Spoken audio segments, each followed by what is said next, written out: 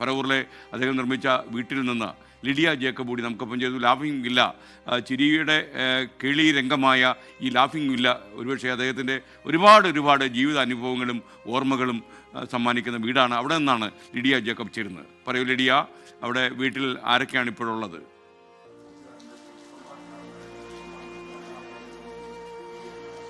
SKN പറവൂരിലെ laughing വില്ലയ്ക്ക് പുറത്ത് മുറ്റത്ത് ഇപ്പോൾ മഴ പെയ്തുകൊണ്ടിരിക്കുകയാണ്. ഒരുപക്ഷെ വലിയ സങ്കടക്കടൽ, കണ്ണീർ കടൽ തന്നെയാണ് പറവൂരിനെ സംബന്ധിച്ചിടത്തോളം ഉള്ളത് എന്നുള്ളതാണ്. അതിങ്ങനെ മഴയായി പെയ്യുന്നത് പോലെ നമുക്ക് തോന്നും ഈ ഒരു പെരുമഴ കണ്ടാൽ എന്നാണ്. ഇപ്പോൾ അദ്ദേഹത്തിൻ്റെ ഒരു പൊതുദർശനത്തിനൊക്കെ ആയിട്ടുള്ള ഒരു ഒരുക്കങ്ങളും കാര്യങ്ങളും ഒക്കെ ആരംഭിച്ചിട്ടുണ്ട്. പന്തലടക്കമുള്ള കാര്യങ്ങൾ കെട്ടുകയാണ്. അതിൻ്റെ കാഴ്ചകളാണ് നമ്മൾ കാണുന്നത്. ഈ ഒരു ലാഫിംഗ് വില്ലയെ സംബന്ധിച്ചിടത്തോളം അദ്ദേഹം ഏറെ ആഗ്രഹിച്ച് പണി കഴിപ്പിച്ച ഒരു വീട് കൂടിയാണ്. പല അവസരങ്ങളിൽ അദ്ദേഹം അത് പറഞ്ഞിട്ട് കൂടിയുണ്ട്. ഈ ഒരു SKN സൂചിപ്പിച്ചതുപോലെ ഒരു കർഷക മനസ്സ് അദ്ദേഹത്തിനുണ്ടായിരുന്നു. ഒരു നടൻ എന്നതിനപ്പുറം, ഒരു ഹാസ്യ നടൻ എന്നതിനപ്പുറം പ്രകൃതിയെ ഒരുപാട് സ്നേഹിക്കുന്ന, കൃഷിയെ ഒരുപാട് സ്നേഹിക്കുന്ന ഒരു വ്യക്തി കൂടിയായിരുന്നു. ഈ ഒരു ലാഫിംഗ് വില്ലയ്ക്ക് തൊട്ട് സമീപത്തായും അത്തരത്തിലൊരു അടുക്കളത്തോട്ടം അദ്ദേഹം ക്രമീകരിച്ചിരുന്നു. അതോടൊപ്പം തന്നെ നിറയെ ഇവിടെ വരും ആ സൈഡിലേക്ക് ഇവിടുന്ന് ഒരു 8-8:10 കയറാം. നിങ്ങൾ അപ്പോൾ ഒന്ന് സഹകരിച്ച് അപ്പുറത്തേക്ക് ഷിഫ്റ്റ് ചെയ്ത്. കൊച്ചിയിലെ അമൃത ആശുപത്രിയിൽ നിന്ന് ആൻഡ്രൂ ജോസഫ് നിർമ്മാതാവ് സംസാരിക്കുകയായിരുന്നു. എപ്പോഴാണ് ഭൗതിക ശരീരം കൊച്ചിയിലെ അമൃത ഹോസ്പിറ്റലിൽ നിന്ന് ടൗൺ ഹാളിലേക്ക് കൊണ്ടുപോകുമെന്ന് പറയുമായിരുന്നു അദ്ദേഹം. ലിഡിയ ജേക്കബ് തുടരുകയാണ്. പറയൂ ലിഡിയ.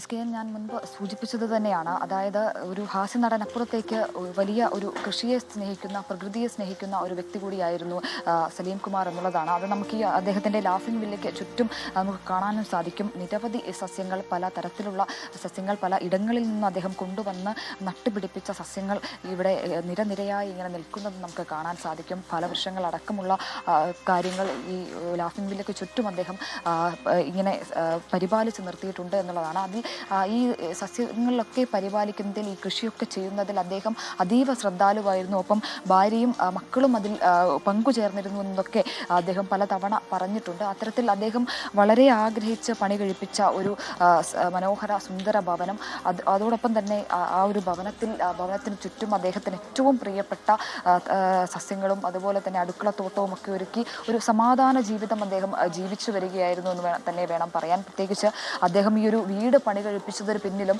ഒരുപാട് കഥകൾ അദ്ദേഹത്തിന് പറയാനുണ്ട്.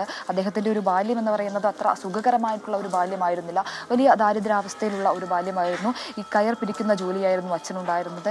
അദ്ദേഹം പ്രീ ഡിഗ്രിക്ക് പഠിക്കുന്ന സമയത്താണ് ഈ അച്ഛൻ മരിക്കുന്നത്. തുടർന്ന് അമ്മ കുടുംബത്തിൻ്റെ ഭാരം ഏറ്റെടുക്കുകയും മുന്നോട്ട് നയിക്കുകയും ചെയ്യുന്നു. അമ്മയ്ക്ക് താങ്ങായി സലീം കുമാർ വിവിധ ജോലികൾക്ക് പോകുന്നു. മെഡിക്കൽ റെപ്രസെൻറ്റേറ്റീവായി ഒക്കെ പോയ ഒരു കഥയൊക്കെ സലീം കുമാർ പല തവണകളിലായി പറഞ്ഞിട്ടുണ്ട്. അത്തരത്തിൽ കുടുംബത്തിന് വേണ്ടി ഒരു കാലഘട്ടത്തിൽ ജീവിക്കുന്നു. ആ സമയങ്ങളിലൊക്കെ ഈ ഒരു സിനിമയിൽ ചാൻസ് ചോദിച്ച് നടക്കാനുള്ള ഒരു സമയം ഉണ്ടായിരുന്നില്ല. അതുകൊണ്ട് തന്നെ തനിക്ക് വേണ്ടി ചാൻസുകൾ ചോദിച്ച് സിനിമയിലേക്ക് തന്നെ എത്തിച്ചത് നാദിർഷയാണ് എന്ന് സലീം കുമാർ പല തവണ പറഞ്ഞിട്ടുണ്ട്. പ്രത്യേകിച്ച് താൻ സിനിമയിൽ ചാൻസ് ചോദിച്ച് നടന്നിരുന്നെങ്കിൽ തൻ്റെ വീട് പട്ടിണിയാകും എന്ന സലീം കുമാറിന് ഉത്തമ ബോധ്യമുണ്ടായിരുന്നു. ആ ഒരു സാഹചര്യത്തിലാണ് നാദിർഷ സലീം കുമാറിന് വേണ്ടി ചാൻസുകൾ ചോദിക്കുന്നത്. പല അവസരങ്ങളിലും അദ്ദേഹം ഒഴിവാക്കപ്പെട്ടിട്ടുണ്ട്. തൻ്റെ രൂപത്തിൻ്റെ പേരിൽ, നിറത്തിൻ്റെ പേരിൽ. ഒപ്പം അങ്ങനെ പല സിനിമകളിൽ നിന്നും അദ്ദേഹം ഒഴിവാക്കപ്പെട്ടിട്ടുണ്ട്, മാറ്റി നിർത്തപ്പെട്ടിട്ടുണ്ട്.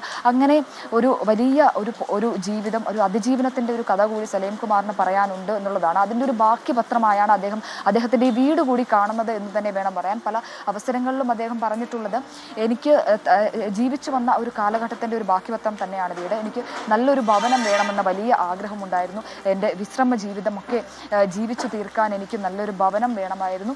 ആ ഒരു ദാരിദ്ര്യാവസ്ഥയിൽ നിന്ന് ഞാൻ ഇങ്ങോട്ടേക്ക് എത്തുമ്പോൾ അതെന്നെ ഓർമ്മിപ്പിക്കുന്നതും അത്തരത്തിലുള്ളൊരു കാര്യം തന്നെയാണ്. ആ ഒരു വീടിനെ കുറിച്ചുള്ള ഓർമ്മകൾ അദ്ദേഹം പല തവണ പങ്കുവച്ചിട്ടുണ്ട്. ഈ ഒരു വീട്ടിൽ അദ്ദേഹം തന്നെ മുൻകൈയെടുത്ത് ചെയ്ത ഇന്റീരിയർ വർക്കുകളൊക്കെ സലീംഖാന്റെ വീടായ ലാഫിംഗ് വില്ലയിൽ നിന്ന് ലിഡിയ ജേക്കബ് സംസാരിക്കുകയായിരുന്നു. ഒരുപാട് ജീവിതാനുഭവങ്ങൾ പങ്കുവയ്ക്കാൻ കഴിയുന്ന ഒരു ഭവനമാണ് ഈ ലാഫിംഗ് വില്ല. അവിടെ ഉച്ചതിരിഞ്ഞ് 3:30 സംസ്കാര കർമ്മങ്ങൾ നടക്കുമെന്നാണ് ഇപ്പോൾ ലഭിക്കുന്ന വിവരം. അതിനും പറവൂർ മുനിസിപ്പൽ ടൗൺ ഹാളിൽ സംസ്കാരം ഉണ്ടാകും.